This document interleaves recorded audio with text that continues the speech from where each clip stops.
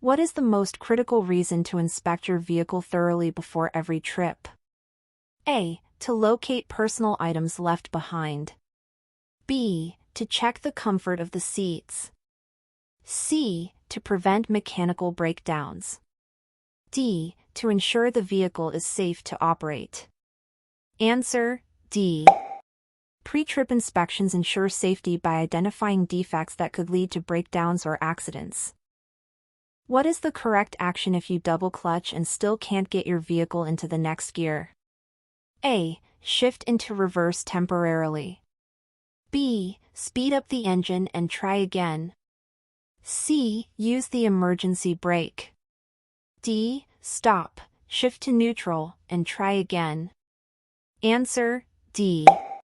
If you're unable to shift gears, stopping and re-engaging in neutral allows you to reset and shift properly. What is the proper braking technique when driving a vehicle with anti-lock brakes (ABS) on slippery roads? A. Pump the brakes repeatedly. B. Brake firmly and steer.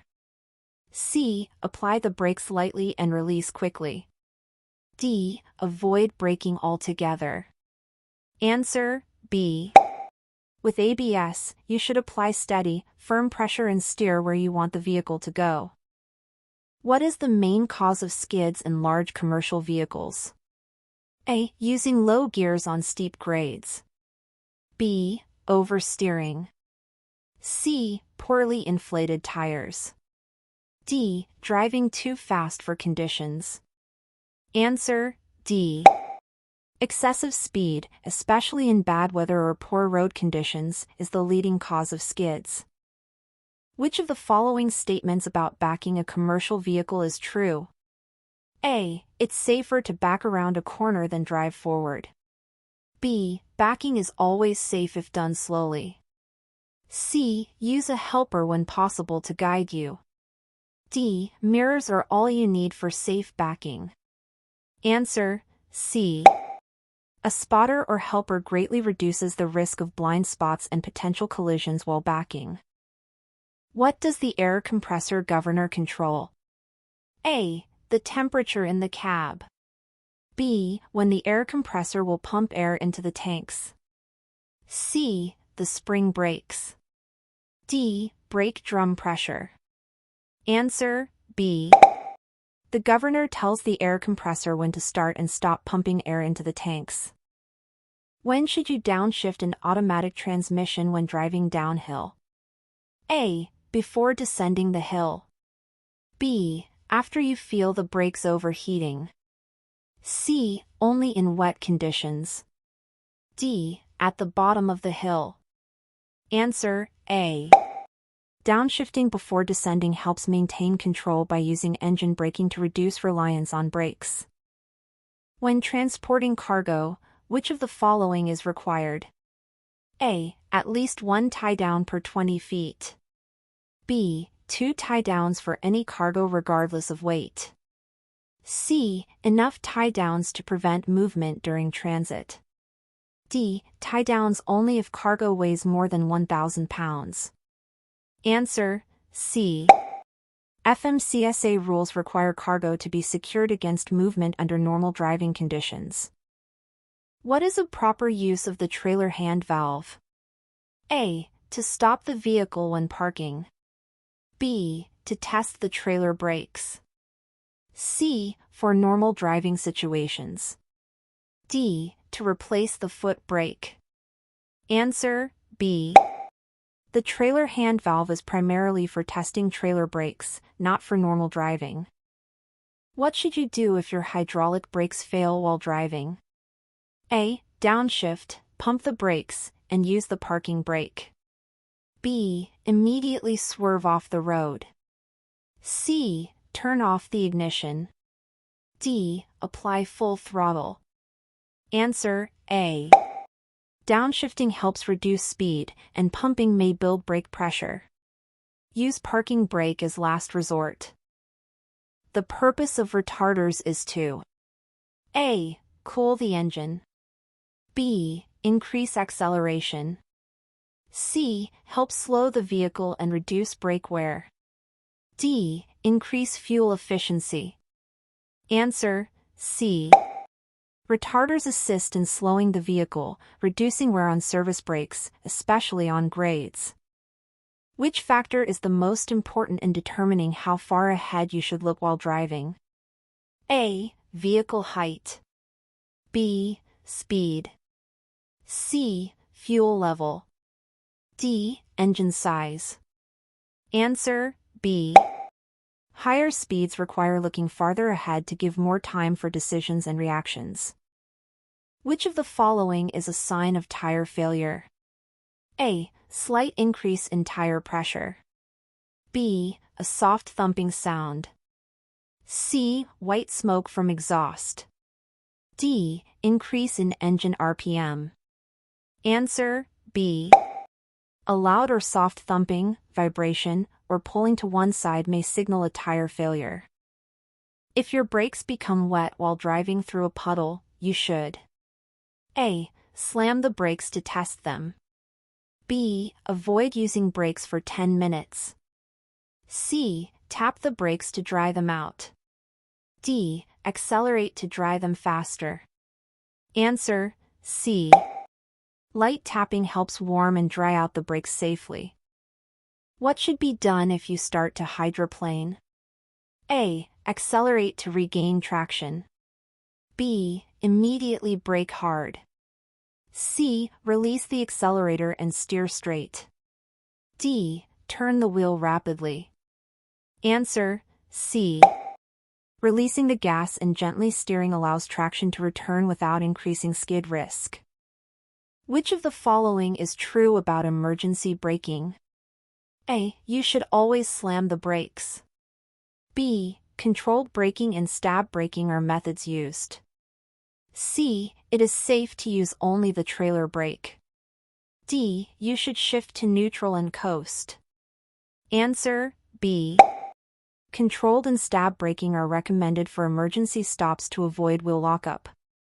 What should you do when descending a long, steep hill? A. Use only the parking brake. B. Apply brakes continuously. C. Downshift and use engine braking. D. Coast in neutral. Answer C. Engine braking prevents overheating and fade of the service brakes. What is the correct reaction when your vehicle begins to skid?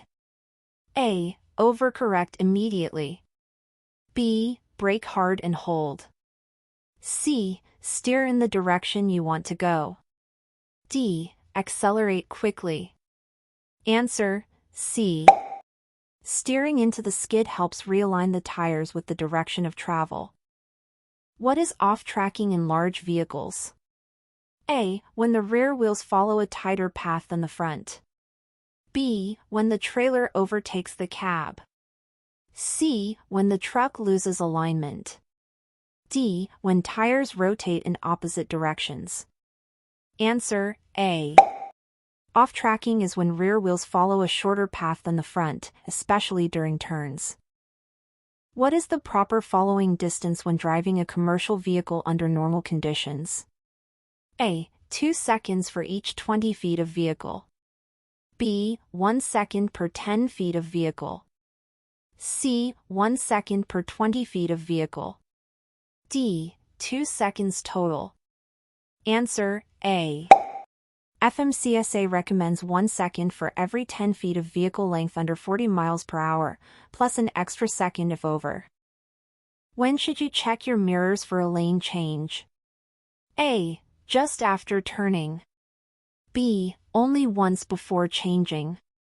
C. Before and after signaling. D. When accelerating. Answer C. Frequent mirror checks before, during, and after signaling are essential for safe lane changes. Under what condition can you legally drive a commercial vehicle with a cracked windshield? A. If the crack is not larger than 3 inches. B. Only if the weather is clear. C. If the crack is outside the wiper sweep area. D. Never, it's a violation. Answer C.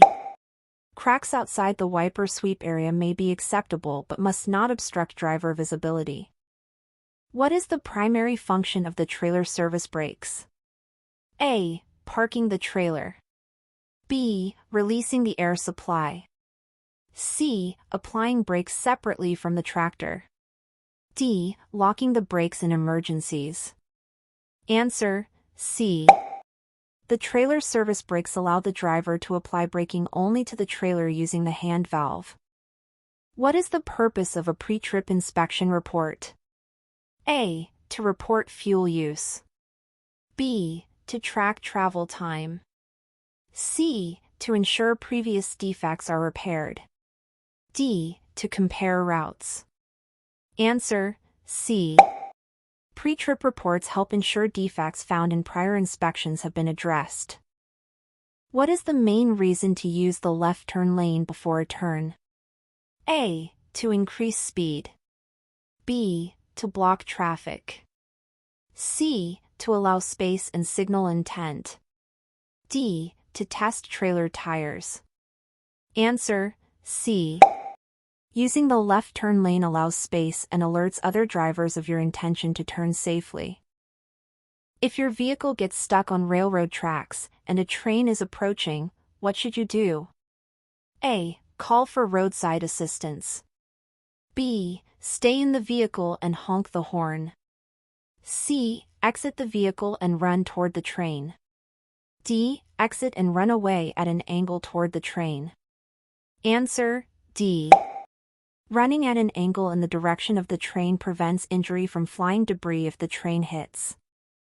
What should you do if your vehicle breaks down on a highway at night? A. Turn off all lights and wait. B. Stand behind the vehicle. C. Turn on flashers and set reflective triangles. D. Call dispatch only. Answer: C.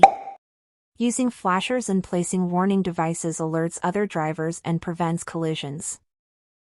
What is the purpose of the emergency air line? A. To release the parking brakes. B. To supply air for trailer service brakes. C. To inflate tires. D. To cool brake drums. Answer: A. The emergency air line supplies air to release trailer spring brakes and charge the system. What is the maximum allowable blood alcohol concentration, BAC, for a CDL driver? A. 0%. B. 0.04%. C. 0.08%. D. 0.06%. Answer: B. CDL holders are held to a stricter standard and cannot legally drive with BAC greater than or equal to 0.04%. What happens if the air pressure in an air brake system drops below 60 psi? A. The brakes apply fully. B. A warning light or buzzer activates. C. The engine shuts off. D. Nothing happens. Answer: B. At or below 60 psi, a warning signal alerts the driver that pressure is too low for safe braking.